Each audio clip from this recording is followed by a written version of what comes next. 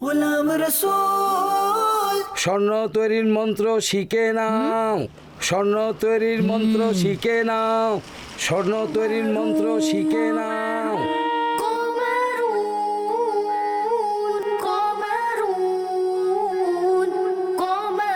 سيدنا النبي قمرون وجميل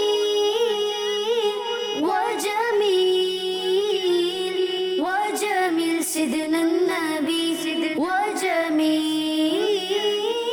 প্রিয় ছোট্ট বন্ধুরা, আপনারা কি জানেন 12 রবিউল আউয়ালে আমাদের প্রিয় ও সর্বশেষ নবী সাল্লাল্লাহু আলাইহি ওয়াসাল্লামের শুভ আগমন হয়েছিল।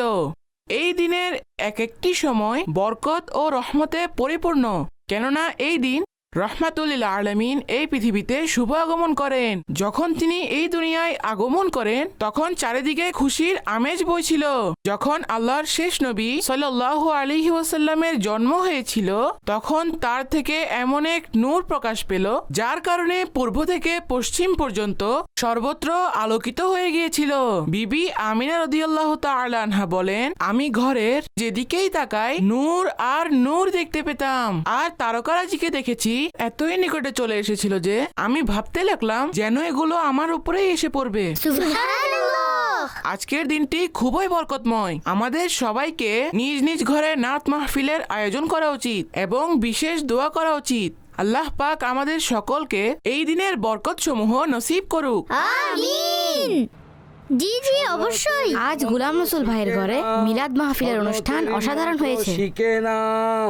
আঙ্কেল এখনো দাঁড়িয়ে আছেন? যদি আপনার কাছে স্বর্ণ তৈরির মন্ত্র থাকে তবে স্বর্ণ বানিয়ে নিজে কেন উপকৃত হচ্ছেন না? এভাবে আপনাকে ভ্যানে করে বই বিক্রি করার প্রয়োজন হতো না।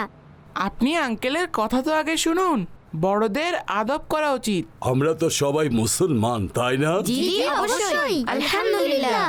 মাশাআল্লাহ। তো আপনারা এটাও চান যে ইসলাম সারা পৃথিবীতে ছড়িয়ে পড়ুক? জি অবশ্যই। আমরা তো এটাই চাই যে প্রত্যেকে মুসলমান হয়ে যাক। জি অবশ্যই, কেননা এটাই হক ও সত্যের পথ। কিন্তু যখন আপনারা ইসলাম ও কোরআনের দাওয়াত দিবেন, হতে পারে মানুষ আপনাদের কথা মানবে না। কেন? আমরা তো তাদেরকে ভালো কথা বলবো। আপনারা তাদেরকে যতই বলুন, আমাদের কাছে এমন একটি গ্রন্থ আছে যেখানে প্রত্যেক জিনিসের বর্ণনা আছে। এটাই সফলতার রহস্য। অতীতের বাস্তব ঘটনাবলীও আছে এবং ভবিষ্যতের অগ্রযাত্রার কথাও আছে। যাকে আপনারা ইসলামের কথা বলবেন সে আপনার উপর হাসবে, তামাশা দেখে বলবে মুসলমান তো মিথ্যা বলে, নিজেই নিজের মুসলমান ভাইদের ক্ষতি করে থাকে।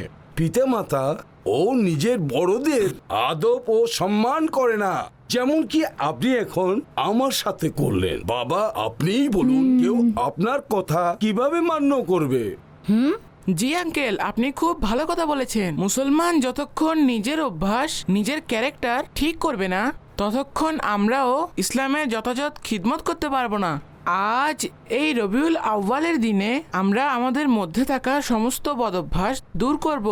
আল্লাহ এবং তার রসুল সাল্লাল্লাহু আলাইহি ওয়াসাল্লামের নির্দেশনা মোতাবেক আমল করে কখনো মিথ্যা বলবো না, সর্বদা সত্য বলবো। কখনো কারো মনে কষ্ট দিব না। মা বাবাকে সম্মান করব, নিজে ভালো কাজ করব এবং মানুষকেও ভালো কাজ করতে বলবো। যেই সব কাজ করতে আল্লাহ পাক নিষেধ করেছেন কখনো সেগুলোর কাছেও যাব না।